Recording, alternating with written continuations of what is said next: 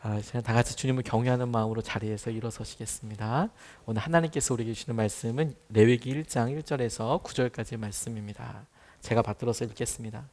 주님께서 모세를 회막으로 부르시고 그에게 말씀하셨다. 이스라엘 자손에게 말하여라. 너는 그들에게 다음과 같이 일러라. 너희 가운데서 짐승을 잡아서 나 주에게 제물을 바치는 사람은 누구든지 소나 양을 제물로 바쳐라. 바치는 제물이 소를 번제물로 바치는 것이면 흠없는 수컷을 골라서 회막 어귀에서 바치되 나 주가 그것을 기꺼이 받게 하여라. 제물을 가져온 사람은 번제물의 머리 위에 자기의 손을 얹어야 한다. 그래야만 그것을 속지 않은 제물로 받으실 것이다. 그런 다음에 제물을 가져온 사람은 거기 주 앞에서 그 수송아지를 잡아야 하고 아론의 혈통을 이어받은 제사장들은 그 피를 받아다가 회막 어귀에 있는 제단 둘레에 그 피를 뿌려야 한다. 제물을 가져온 사람이 그 번제물의 가죽을 벗기고 고기를 점여 놓으면 아론의 혈통을 이어받은 제사장들이 제단 위에 불을 피우고 그 불 위에 장작을 지피고 아론의 혈통을 이어받은 제사장들이 고기 점인 것과 그 머리와 기름기를 제단에서 불타는 장작 위에 버려놓아야 한다. 제물을 가져온 사람이 내장과 다리를 물에 씻어주면 제사장은 그것을 모두 제단 위에다 놓고 불살라야 한다. 이것이 번제인데 이는 제물을 불에 태워서 그 향기로 나 주를 기쁘게 하는 살라 바치는 제사이다. 아멘. 하나님 말씀입니다. 자리에 앉으시겠습니다. 우리의 예배 위에 불을 더하소서라는 시리즈를 이제 오늘서부터 같이 나누려고 합니다. 예배에 대해서 이야기를 나누려고 합니다. 어느 중간에 시간이 지나다 보니까 이 정도는 다 서로 알겠지라고 생각했던 부분들에 아니구나 반복하고 아주 단순하지만 하나님께서 우리에게 하신 진리와 말씀을 우리가 기준으로 삼아야 되는 거구나. 이런 원칙과 명령이 우리 특별히 우리 예배 가운데 중심이 되어야겠구나. 이런 간절함과 주님의 도전 같은 것이 제게 있었습니다. 다시 말해서 여러분, 우리가 예배를 할 때 제 기도 제목이 틀렸다라는 것을 하나님께서 기도하는데 알게 해주셨는데, 하나님 어떻게 하면 성도들에게 마음을 다가가는, 마음에 닿는 그런 설교가 되고 어떻게 하면 은혜로운 예배가 될까요? 이런 고민이 문득 하나님께서 제 머리를 한 대 탕 치시듯이, 그 예배가 끝나고 나서 성도들이 뭐 감동이다, 은혜 받았다, 혹은 눈물을 흘리고 하는 것이 나쁜 것은 아니지만 그게 본질이냐라는 것에 대해서 깊은 그런 생각거리를 주셨어요. 다시 말해서 예배의 주인공이 우리가 아니고 하나님인데, 주님이신데, 이 예배를 마치고 나서 주님 마음이 시원하고, 야 그래도 저 애들한테 할 말 다 있다, 이런 마음이 드시고, 주님께서 그래 그 말 꼭 했었어야 됐어. 오히려 저는 설교자로서 성도들의 어떤 감동과 어떻게 반응했느냐가 아니라 주님께서 아이고 시원하다, 내가 쟤한테 그 말 꼭 해주고 싶었다라는 그런 말씀이 오히려 예배가 끝난 다음에 하나님의 마음과 하나님이 받으셔야 될 우리의 고백, 순종의 고백, 기도, 찬양, 이런 것들에 더 포커스가 가야 한다. 그것 하나님께서 계속해서 저에게 도전하고 계세요. 오늘 하나님의 말씀하시는 예배를 준비하면서 레위기 말씀에서 준비하게 되었는데, 우리가 이 금요 성령 집회의 변화가 참으로 그러하다고 싶습니다. 어느 순간에 우리가 기도하고 그 기도의 어떤 성령의 은혜와 충만함을 갈망하다 보니 문득 똑같은 질문 앞에 서게 됐죠. 첫 발자국이었죠. 하나님이 우리의 기도를 받으시고 어떠실까? 세상 분주하게 이것도 해야 되고 저것도 해야 되고, 만약에 다 들어오신다면 분주하게 이럴 것이 아니라 하나님이 우리의 찬양과 우리의 기도를 받으시고 정말 기쁘실까? 우리 금요 성령 집회 때 이 찬양을 하나님이 기뻐하시는 찬양을 하고, 우리가 기도할 것을 우리의 갈급함도 있고 중요한 문제를 갖고 나오기도 했지만 먼저 그 나라와 의를 구하라고 하시는 말씀처럼 하나님이 우리를 통해서 꼭 하셔야 할 일들에 대해서 우리가 반응하는 것이 예배의 첫 걸음이 아니겠습니까? 그러고 났더니 우리 금요 성령 집회 때 놀라운 주님의 어떤 임재 같은 것이 찬양과 기도 가운데 확실히 느껴지고 임재가 있다는 것을 깨닫게 됩니다. 이 오늘 본문 말씀을 저는 여러 가지로 생각해 볼 수 있지만 굉장히 단순하게 준비를 했어요. 그리고 여러분들과 함께 굉장히 단순하게 순종해 보고 싶습니다. 이 말씀을 히브리어로 하나하나 찾아보면서 뭐가 뭐 어떻고 뭐 이렇게 살펴 볼 수도 있는데, 저는 그렇게 생각하지 않고 우리가 하나님께서 우리의 예배에 불이 임하고 우리의 이 제단 위에 주의 놀라운 임재가 거룩하게 느껴지게 되기 위해서 첫 번째로 필요한 건 굉장히 단순하게 이 말씀을 받아들이고 순종하는 것이 너무 중요하겠다는 생각을 하게 됐어요. 어렵지 않게 순종하는 것이 너무 중요하겠다. 첫 번째로 여러분, 이 본문 말씀이 우리에게 명확하게 지시하고 가장 선명하게 이야기하고 있는 말씀이, 저는 오늘 뭐 이걸 주제로 10번이라도 반복하면서 뭐 같이 합시다 이렇게 얘기하라도 하고 싶은데, 첫 번째 우리가 같이 붙잡고 기도해야 될 내용이기도 합니다. 그게 뭐냐면 하나님께서 원하시는 예배가 있다는 것입니다. 다시 여러분, 하나님께서 원하시는 예배가 있습니다. 우리가 원하는 예배가 있지만, 근데 우리가 너무도 간과하고 너무도 부족하게 그것을 염두에 두지 않는, 머릿속으로는 그렇다라고 생각하지만 우리가 너무도 쉽게 간과하는 것이 무엇이냐면 하나님께서 원하시는 예배가 있다는 거예요. 하나님이 원하시는 예배의 방법과 하나님께서 원하시는 방법과 과정이 있다는 사실을 우리는 너무도 쉽게 놓쳐버리곤 합니다. 오늘 1절에서부터 3절까지 말씀을 보면 레위기 처음이 이렇게 시작하고 있습니다. 주님께서 모세를 회막으로 부르시고 그에게 말씀하셨다. 하나님께서 모세에게 말씀하신 것에서부터 레위기가 시작되는데, 말씀하신 내용이 무엇이냐? 이스라엘 자손에게 말하여라. 너는 그들에게 다음과 같이 일러라. 너희 가운데서 짐승을 잡아서 나 주에게 제물을 바치는 사람은 누구든지 소나 양을 제물로 바쳐라. 바치는 제물이 소를 번제물로 바치는 것이면 흠없는 수컷을 골라서 회막 어귀에서 바치되 나 주가 그것을 기꺼이 받게 하여라. 나 주가 그것을 기꺼이 받게 하여라. 저는 너는 이스라엘 사람들에게 가서 모세에게 말할 때 모세에게 이렇게 말해라. 짐승을 잡아서 바치려거든 제물을 바치는 사람은 소나 양으로 바쳐라라고 할 때 꼭 소나 양이냐보다 더 중요한 것은 무엇이냐면, 하나님께서 먼저 모세에게 레위기를 통해서 예배 드리는 방법과 그 예배를 드릴 때 그 목적을 명확하게 밝히셨다는 겁니다. 하나님께서는 명령처럼 우리에게 이야기하신 것이, 하나님이 원하시는 예배, 너는 이렇게 해라라고 이야기하셔서 우리가 순종해야 할 명령을 예배에 앞서서 주셨다라는 거예요. 그러니까 우리가 중심이 아닌 겁니다. 예배의 중심이. 우리가 예배를 드리는 이유는 하나님이 기뻐하시고 하나님께서 말씀하신 것을 따라서 하나님 앞에 나아가는 것이 목적인 것이죠. 그래서 주님께서 이야기하신 그대로 우리에게 약속하신 회복과 은혜가 누려지는 은혜가 있으면 감사한 것이고, 그보다 더 앞선 것은 무엇이냐면 하나님이 우리를 위해서 열어두신 이 은혜의 수단 앞에, 하나님의 부르심 앞에 우리가 반응하는 것이 첫 번째라는 거예요.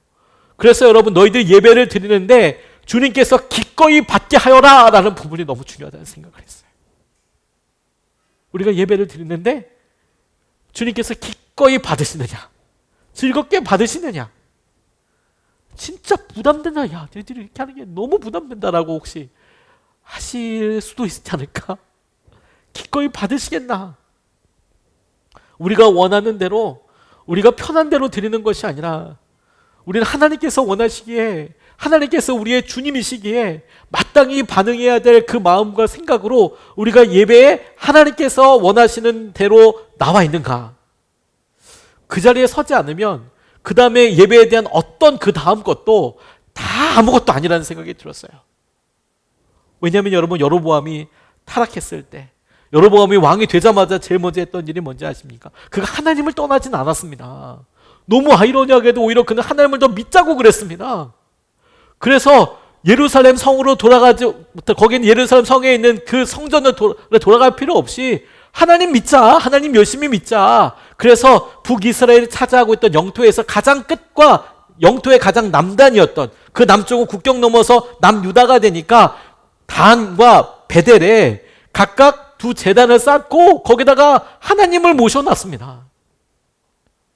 하나님이라고 모셔놓은 그게 금송아지였고, 그 금송아지를 부르면서 하나님이라고 불렀던 것이죠. 그들이 거기에 맞춰서 절기도 정하고 모여서 어떻게 할지도 정해놓고 비슷하게 다 만들어놨습니다. 심지어 제사장도 뽑아놨습니다. 그들이 하나님께 예배를 안 드리는 것이 아니라 하나님을 잘 믿어보자.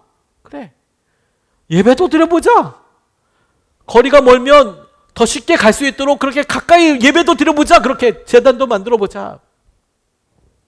하나님께서는 그 모든 것들이 우리가 편한 대로, 우리가 원하는 대로 드리는 그 예배와 제단을 하나님께서는 악하게 보셨어요. 하나님께는 하나님이 원하시는 예배가 있어요. 이걸 우리가 항상 떠나지 말아야 합니다. 왜냐하면 여러분, 우리가 누군가를 이야기하고 소중하거나 혹은 우리가 사랑을 반드시 전달해야 되거나 혹은 우리의 마음에 정말 깊은 갈망이 있는 그런 만남들을 할 때 이 사람의 마음을 맞추기 위해서 어떤지에 대해서 집중하지 않습니까? 근데 우리가 예배를 드릴 때 하나님을 향한 그 마음이 없다면 하나님께서 기꺼이 받으시는 예배인가에 대한 정말 지나칠 정도로, 아무리 해도 지나치지 않을 만큼의 관심과 사랑과 준비가 있어야 그게 예배의 첫걸음이라는 거예요. 하나님이 원하시는 예배가 있어요. 하나님이 원하시는 예배. 그럼 여러분, 우리의 상황과 형편이 어느 정도까지 되어야 한다는 걸 따지기 전에 우리는 정말 하나님이 원하시는 예배에, 그 예배를 드리기 위한 갈망과 준비와 순종의 대가를 치르고 있는가? 그게 너무너무 중요한 첫 번째 걸음이라고 싶어요. 그리고 앞으로 우리가 예배 시리즈를 이어나가면서 우리가 반드시 회복해야 될 일이라고 싶어요. 그래서 오늘 예배를 끝나고도 하나님이 기뻐하시는 예배야. 그럼 얼마나 마음이 벅찰까요? 우리의 기도를 드리고 우리 마음에 담대함과 확신이 있어서도 좋지만 하나님께서 오늘 정말 기뻐하실 예배와 하나님께서 우리 가운데 주시는 하나님의 만족감과 하나님의 은혜가 우리 가운데 오롯이 다 차지할 수 있다면, 그러면 우리에게 새로운 능력과 은혜와 성령의 충만함이지 않겠습니까? 그것이. 그런 의미로 이 본문 말씀을 다시 한번 보면 이 첫 번째 구절에서 우리가 단순하게 주목하고 싶은 것은 무엇이냐면, 이 예배 가운데에는 아무도 대신해 줄 수 없는 우리 스스로가 해야 할 일들이 있음을 꼭 봐야 합니다. 예배를 아무도 대신해 줄 수 없는 영역이 있어요. 예배 안에는 반드시 자신이 해야 할 영역들이 있습니다. 반드시 자신이 해야 될 영역. 무슨 말이냐면 4절, 5절, 6절, 9절 말씀에 이렇게 나와 있어요. 4절 말씀을 보면 제물을 가져온 사람은, 여기서 제물을 가져온 사람은 번제물의 머리 위에 자신의 손을 얹어야 한다. 누가 하는지를 잘 보십시오. 제물을 가져온 사람이 번제물의 머리 위에 자신의 손을 얹어서야 합니다. 그래야만 그것을 속지 않은 제물로 받으실 것이다. 이건 다른 사람이 못 해주는 거예요. 예배를 드릴 때 번제물을 갖고 오지 않습니까? 거기다 머리에다 손을 얹고 기도하는 거, 안수하는 거. 내 죄가 이 양에게, 이 염소에게, 이 소에게 넘어가기를 원합니다. 나 대신에 이걸 죽일 때 내 죄가 이러했습니다라고 반드시 그가 안수해야 한다는 거예요. 그건 딴 사람이 못 해줬습니다. 5절 말씀에 이렇게 나왔어요. 그런 다음에 제물을 가져온 사람은 거기 주 앞에서 그 수송아지를 잡아야 하고, 우리가 착각하는 게 뭐냐면 수송아지를 잡는 것을 제사장이 한다고 생각하는데 아니에요. 제물을 가져온 사람이 그 주 앞에서, 거기 주 앞에서 그 수송아지를 직접 죽여야 합니다. 직접 죽여야 합니다. 그거 대신해 줄 수 있는 게 아니었어요. 6절 말씀에 제물을 가져온 사람이 그 번제물의 가축을 벗기고 고기를 저며 놓으면 이건 역시 제물을 드리러 온 사람이 직접 해야 되는 거였어요. 제사장이 대신해 주는 게 아니었어요. 그가 직접 해야 그의 죄가 소멸되고 혹은 그의 예배가 드려지는 거였어요.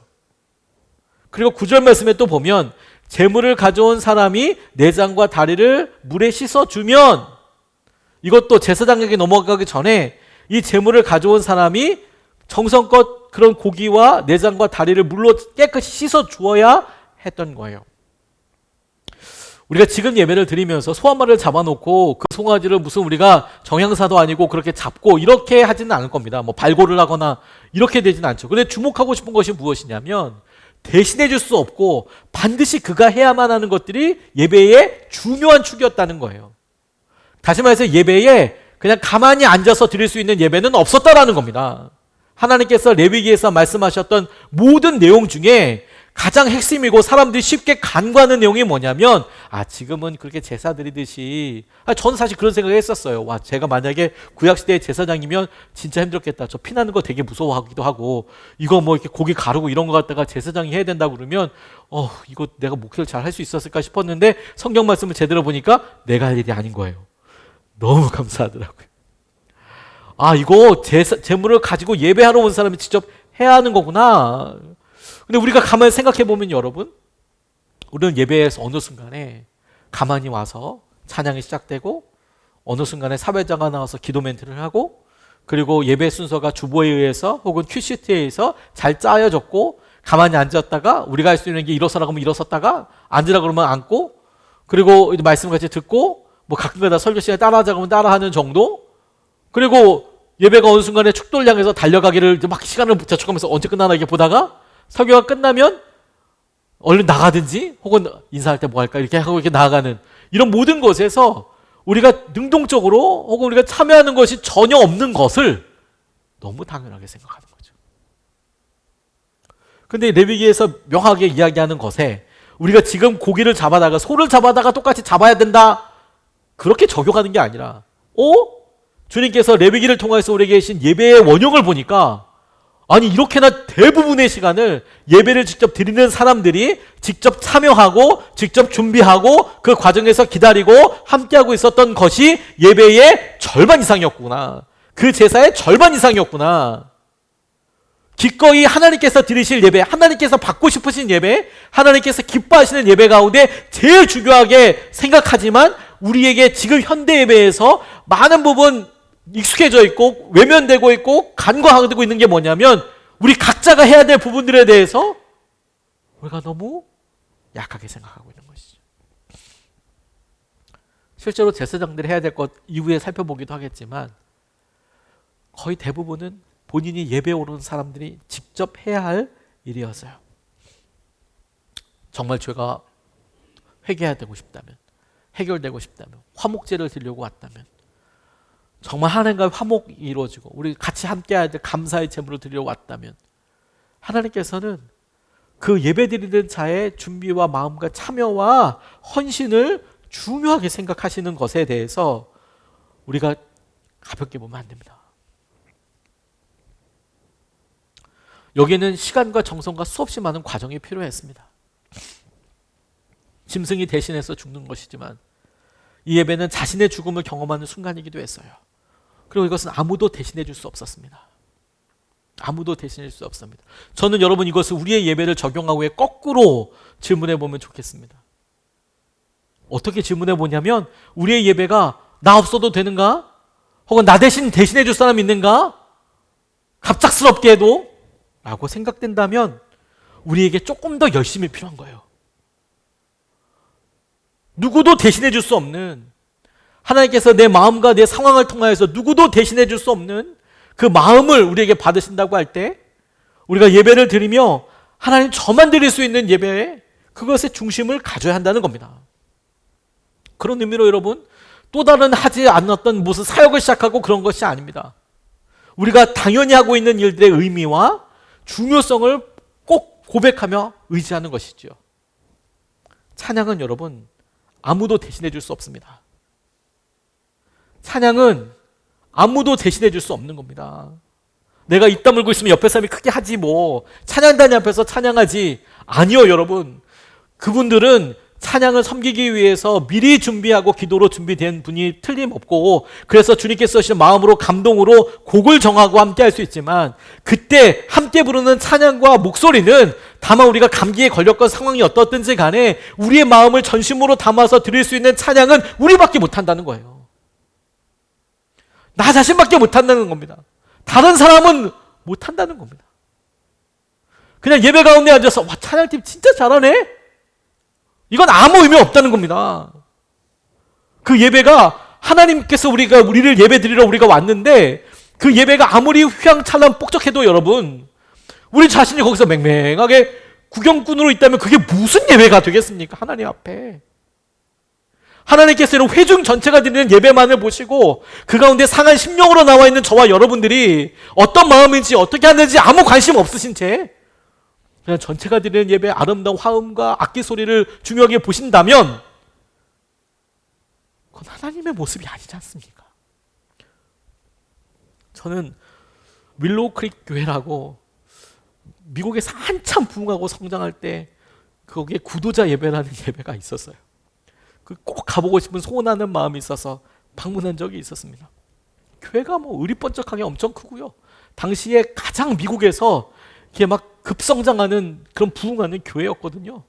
토요일날 저녁에 안 믿는 사람들 모아다가 예배를 드린다고 하니까 진짜 신기하잖아요. 그래서 가봤어요. 가봐서 이제 예배 드리기 위해서 이제 기다리는데, 와, 뭐 준비하는데 준비 찬양 이런 거 없고요. 앞에서 뭐 이렇게 세션들이 거의 뭐 음악가 수준이에요. 정말 잘해요. 재즈 무슨 뭐 공연하는 줄 알았어요. 막 딱 시작하니까 갑자기 이게 뭐 어떻게 하지? 갑자기 이렇게 전면이 전부 다 그 유리였는데 호수가 보이더라고요. 호수가. 근데 예배 시작하니까 이게 뭐 커튼이 쫙 자동으로 내려오더니 세션들이 연주를 하는데 뭐 어마어마해요. 무슨 말인지 하나도 못 알아듣는 영어로 얘기하지만 어쨌든 되게 좋은 노래를 하는 것 같아요. 뭐 굉장히 뭐 그 수준이 있잖아요. 무슨 뭐 밴드도 너무 좋고. 그런데 사람 성도들이 노래 따라하지 않습니다. 그리고 그분들도 노래를 따라하는데 별로 관심이 없어요. 같이 뭐 이제 자기들 준비한 거 열심히 찬양하죠. 왜냐하면 그걸 따라할 수 있는 수준의 것이 아니었거든요. 진짜 공연이 뒤에 막 연기되더라고요. 그리고 끝나고 나니까 막 그 배우들이 나와서 스킷 드라마도 하고, 그리고 어떤 메시지 뭐 이런 것들도 있고, 최대한 안 믿는 사람들에게 맞춰줘서 이렇게 뭐 예배를 드리더라고요. 그래서 저 보고 신선한 부분들도 있었어요.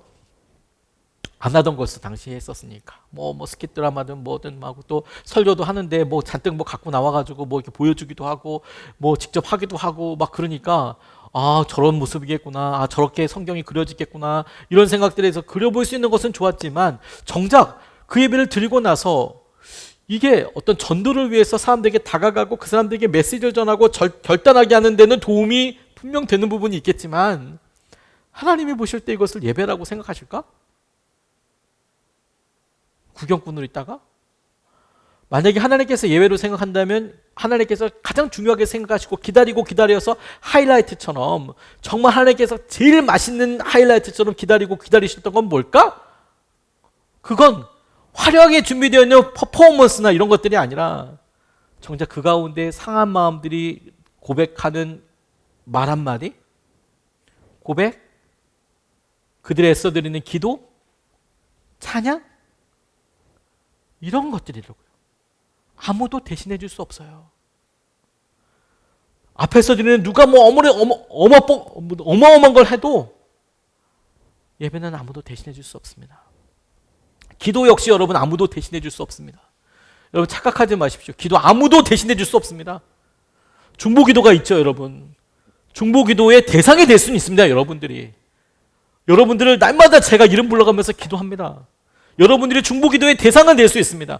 그렇다고 하더라도 여러분, 그 중보기도의 대상으로 중보기도에서 여러분들에게 그 기도의 응답이 있건 뭐 혹은 기다려야 되건, 그걸 떠나서 기도는 다른 사람이 해줄 수 있는 게 아닙니다. 자기가 해야 하는 거예요. 안수기도를 직접 한다잖아요. 자기가 직접 해야 하는 거예요.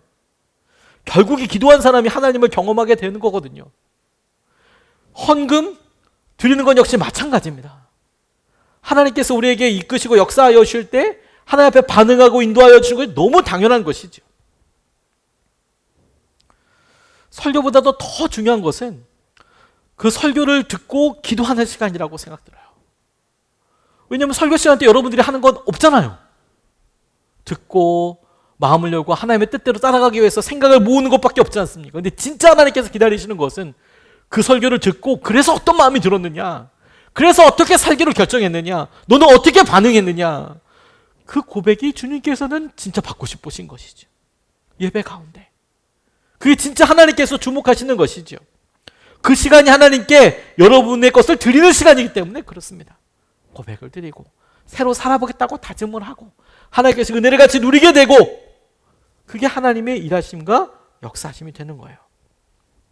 우리가 그렇게 예배할 때 여러분, 하나님께서 우리 아무도 대신해 줄 수 없는 것을 예배 드릴 때 하나님이 우리에게 원하시는 것은 사랑을 원하세요.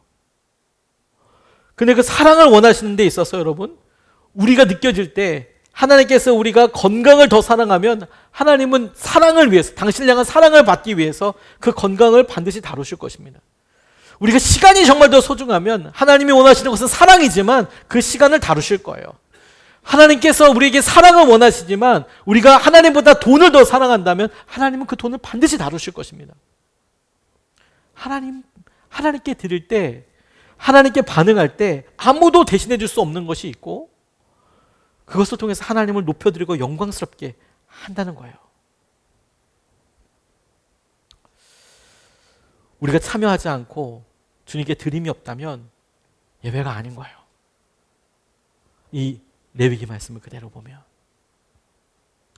또한 이 예배의 중요한 부분 중에 하나가 무엇이냐면 예배 가운데 제사장이 섬겨줘야 할 부분이 있다는 것입니다.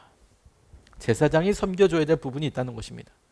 5절, 7절, 8절, 9절 말씀인데 이렇게 나와 있습니다. 5절 말씀부터 보면 그런 다음에 제물을 가져온 사람은 거기 주 앞에서 그 수송아지를 잡아야 하고 그 다음에 아론의 혈통을 이어받은 제사장들은 그 피를 받아다가 회막 어귀에 있는 제단 둘레에 그 피를 뿌려야 한다. 피를 뿌리는 사람은 제사장이네요. 7절 말씀 아론의 혈통을 이어받는 제사장들이 제단 위에 불을 피우고 불을 피우는 사람은 제사장들이네요. 그 불 위에 장작을 지피는 것도 역시 제사장이 합니다. 8절 말씀에 아론의 혈통을 이어받는 제사장들이 고기 점인 것과 그 머리와 기름기를 제단에서 불타는 장작 위에 버려놓아야 한다. 버려놓는 것도 제사장들이 하네요. 근데 여기서 중요한 것은 뭐냐면 앞서 우리가 살펴봤듯이 그 짐승을 죽이고 그 고기를 저미는 것은 누가 했느냐?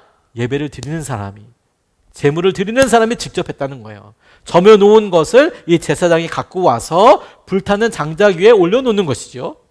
그리고 9절 말씀을 보면 제사장은 그것을 모두 제단 위에다 놓고 불살라야 한다. 이것은 번제인데 이는 제물을 불에 태워서 그 향기로 나 주를 기쁘게 하는 살라 바치는 제사이다. 여기서 여러분 나 주를 기쁘게 하는 살라 바치는 제사이다. 번제를 이야기하는 것입니다. 주님을 나 주를 기쁘게 하는 제사이다. 여기서 이제 가만히 살펴볼 것이 무엇이냐면 여러분 저는 가만히 보면 왜 이거 다 하지 않나? 짐승도 잡고 정작 제일 중요하고 힘든 부분들은 예배를 드리러 온 사람이 가장 힘든 부분을 하는 거 아닙니까? 그 제물을 죽이고 짐승을 죽이고 각을 떠서 그래서 그것을 다 저며내서 그래서 제사장이 하는 거 보면 정작 그걸 가져다가 번제단 위에 불 피우고 거기서 계속 불 태워서 이렇게 없애는 그런 일을 불 태워서 향기를 올려보내는 일을 그렇게 하죠. 여러분 이거 시간이 엄청 많이 걸립니다. 소 한 마리라고 생각해 보십시오. 소가 아무리 작아도 300kg, 400kg가 넘을 텐데 거기서 나오는 살, 고기가 얼마나 많겠습니까? 그걸 다 태워버린대요. 그게 얼마나 많은 시간이 걸리는지 아십니까 여러분? 근데 그것을 하나하나 하면서 그 시간 동안 기다리면서 올려드리고 태워버리고 그렇게 합니다. 그럴 때 제사장이 하는 역할이 있었던 거예요. 피를 나누고 고기를 옮겨 붙이고. 근데 왜 이걸 직접 하라고 이야기하지 않으실까요? 제사장이 뛰어나서가 아닙니다. 예배드리는 사람이 평생 예배드리기 때문에 그렇습니다. 제사장에게 있는 게 아니라 예배드리는 사람이 평생 예배해야 하기 때문에 그렇습니다. 우리의 연약함을 아시기 때문에 그래요. 우리의 연약함이 뭔지 아십니까? 우리가 코로나 때문에 경험했던 일입니다. 우리가 코로나를 통해서 우리가 혼자 드리는 예배가 얼마나 무기력한지 알지 않았습니까? 우리가 드리는 예배 자체가 무기력한 게 아니고요. 우리가 예배에 대해서 얼마나 무기력한지에 대해서 알았어요. 우리가 혼자 드리는 예배를 우리가 살펴보았을 때 우리가 수십 년 동안 교회에서 열심히 믿고 예배했다는 것이 코로나 딱 상황이 걸쳐서 우리 각자 혼자서 예배드려 봅시다. 우리가 방송으로 예배드려 봅시다. 그렇게 예배드리고 적지 않은 시간이 있어 보니까 그 시간이 다 지나기도 전에 채 몇 달 지나기도 전에 우리가 예배 때 어떻게 각각 혼자서 드리는 예배가 반응하게 됐는지를 주님이랑 여러분들과 저만 알지 않습니까? 우리가 혼자 드렸던 예배가 얼마나 연약했습니까? 우리가 함께 드렸으면 하지 못했던 일들이 우리가 인터넷으로 예배드리면서 그게 잘못됐다, 약하다 이런 게 아니라 우리의 연약함이 적나라하게 드러나게 되는 것이요. 어느 순간 이렇게 예배드리다 보니까 전화 오면 당연히 이렇게 보고 있고 그 예배 드리는 거 이렇게 하고 있고 뭐 TV에다 크게 놓고 이제 처음에는 옷도 갈아입고 잘 이렇게 얘기했다가 점점 이제 편해지는 거죠. 이제 머리가 이제 막 2블럭, 3블럭이 되어 있고 막 다 붙어 있기도 하고 애들 막 이제 잠옷바람은 나와가지고 잠옷바람에 어느 순간에 나와 있기만 해도 감사한 수준이 되고 그래서 그게 뭐 험하다, 뭐 잘못했다라고 이렇게 탓하려고 하는 게 아니라 우리가 연약하다. 혼자 드리면 연약하다. 무너져 버린다. 하나님께서 직접 너희들이 와서 너희들 직접 해! 라고 이야기하시면서 그걸 그러면 그 다음에 네가 다 해! 라고 이야기하는 게 아니라 제사장들을 거기에 두시고 그 제사 드리는 예배 드리는 방법만 섬기도록 하시는 것은 막 하이라키로 위계 질서로 제사장이 더 높고 이런 걸 얘기하려고 하시는 게 아니고요. 지금 우리는 모든 사람이 제사장인 이런 시기를 살고 있지 않습니까? 그래서 제사장이 더 높고 목사가 더 높고 이런 게 절대 아닙니다. 다만 그 기능을 하는 사람을 두는 것을 통해서 우리가 쉽게 연약하게 적당히 혼자 드려서 예배하다 보면 어느 순간에 하나하나 접여서 이렇게 하다 보면 한꺼번에 다 올리면 안 될까 이거? 점이는데 처음에는 조그맣게 잘게 잘 탈 수 있도록 이렇게 하다가 어느 순간에 고기가 점점 커지기 시작해서 나중에는 시간 없어 시계 본 다음에 이따만한 살코기를 통째로 던져버리고 갈 만한 연약함이 그들의 혼자 드리는 예배에는 얼마든지 가능성이 있거든요. 근데 그렇게 시작되거든요. 그렇게 예배하다 보면 어느 순간에 이렇게 드릴 거면 뭐 안 드리는 것도 괜찮겠네. 뭐 그냥 한 마리를 다 올려 뭐 굳이 뭐 죽이기만 한다며 그냥 올려도 되겠네. 뭐 어느 순간에 그것도 안 해도 되겠네.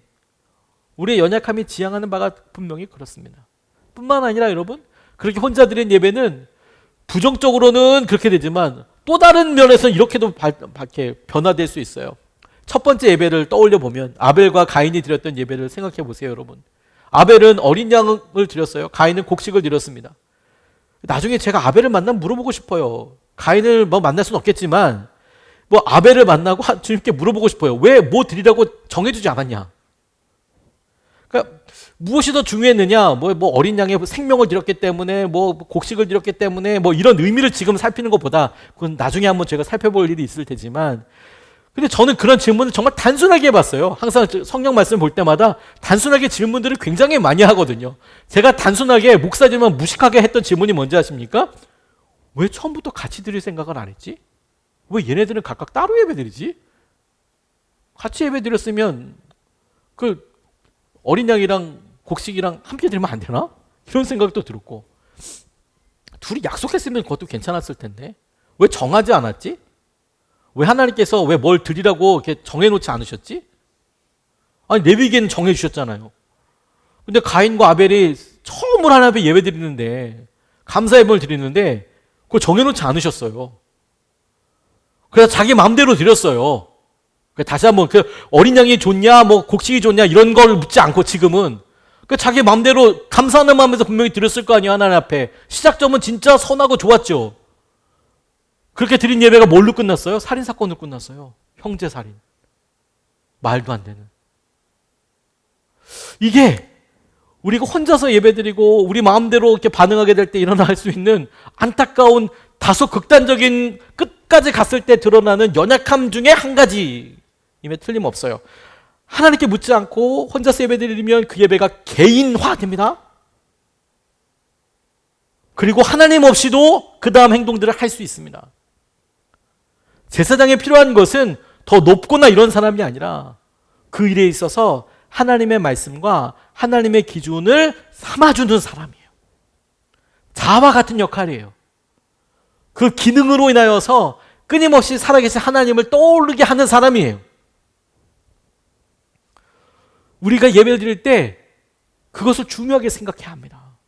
점점 여러분이 혼자서 예배하고 혼자서 예배하는 말씀 큐티 시간이나 기도 시간 이런 것이 중요하고 소중하고 반드시 해야 될 시간이지만 그것으로만 가면 위험한 것이 무엇이냐면 우리들의 믿음의 중심과 마음을 어느 순간에 우리 스스로 포용되는 그런 넓디 넓은 생각으로 타협하고 넘어서고 그리고 마침내 우리가 제일 처음에 질문했던 것처럼 하나님이 원하시는 예배가 있다는 생각에 대해서 엄청 무뎌집니다. 우리는 계속 마음으로 하나님 사랑해서 한다니까. 여러분 가인도 하나님 사랑해서 예배 드린 거고 아벨도 하나님 사랑해서 예배 드린 거예요. 근데 가인은 살인사건까지 하잖아요. 저와 여러분이 안 그럴 거라고 어떻게 우리가 담보할 수 있습니까? 결국 그들의 자신의 방법대로 그렇게 짓는 거예요. 그 끝이 시기와 질투가 있었던 거예요. 그래서 안타까운 사고도 일어나는 거예요. 이스라엘 왕들이 산당에서 제사 많이 드렸습니다. 산당의 역사가 뭐 무수했어요. 실로에 하나님의 언약궤가 있었고 그 다음에 다윗 때에 그 언약궤가 시온성, 다윗성으로 옮겨오게 됩니다. 그런데 거기에 성전이 없었기 때문에 그렇게 실로에 있었던 것처럼 그렇게 언약궤가 있는 곳이 있었어요. 그리고 솔로몬 때에 그것이 성전으로 지어졌습니다. 그리고 그때부터 다 성전 와서 예배하라고 그렇게 언약궤가 있는 그곳으로 오라고 이렇게 이야기하지 않았습니까? 그런데 어느 순간을 지나고 나니까 여러분, 어느 순간을 지나고 나니까 이 산당이야말로 우상숭배의 중심이 되어버렸어요. 배격의 대상이 됐습니다. 히스기야가 랍사게로부터 받았던 이야기를 보면, 야 너는 하나님을 믿는 그렇게 더 하나님을 더 믿게 어떤 부흥을 일으키려고 했던 사람인데도 오히려 너 믿음을 약하게 했다 이렇게 비난하면서 뭐라고 이야기했냐면 히스기야가 왕 됐을 때 산당을 다 없애버렸거든요. 그런데 당시에 이방신을 믿던 사람들 입장에서는 무슨 소리야, 보이는 데마다 산당을 다 짓는다는 것이 교회 짓는 거거든요. 산당을 다 지어서 모든 사람들이 가깝게 다 그곳에 가서 우상 숭배하고 그 신을 절하고 막 이렇게 하는 게 그 종교적인 융성과 부흥이 오는 거지. 근데 히스기야 넌 보니까 하나님을 예배하겠다고 막 다 거기 만들어 놓은 산당을 다 없애버리고 성전에 와서 다 예배 드리는 거 이렇게 하는 거 보니까 야 네가 그게 하나님을 오히려 더 멸시하는 행동 아니냐라고 그 외부에서 이방신을 믿는 랍사게의 눈에는 그렇게 보였어요. 근데 여러분 하나님의 눈에는 그게 그렇게 보이지 않았거든요. 왜냐하면 이스라엘 사람들이 처음에는 어떻다고 할지는 몰라도 산당에서 점점 하나님 신상 대신에 하나님 신상을 만들어 놓기도 하고 말도 안 되게 바알을 만들어 놓기도 하고 아세라를 같이 세워 놓기도 하고 더 참담한 것은 여호와 하나님과 아세라를 옆에 갖다 놓기도 하고 이렇게 산당에서 예배드렸단 말입니다. 그래서 그것을 정말 주님의 마음으로 보는 사람 그 왕들은 그걸 가만히 볼 수가 없었어요. 부셔버리고 꺾어버리고 그렇게 했죠. 거기에 핵심이 뭔지 아십니까? 각자가 드리는 방법이 달랐기 때문이에요. 그 처음은 아닐 수 있지만 함께 공동으로 드리는 예배가 우리를 정결하게 해요. 이 정결하게 하고를 다른 말로 표현하면 우리를 불편하게 해요.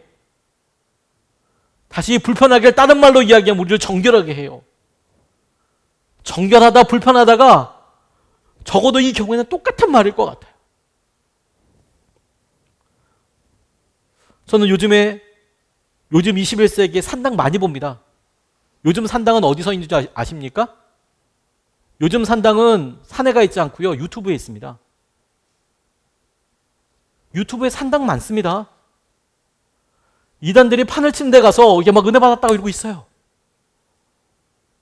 조회수를 보고 뭐 이렇게 하고 그렇지만 여러분 그거 산당이 너무너무 많아요. 우상숭배가 너무너무 많아요. 진리로 검증할 수 있는 것들이 너무너무 많아요.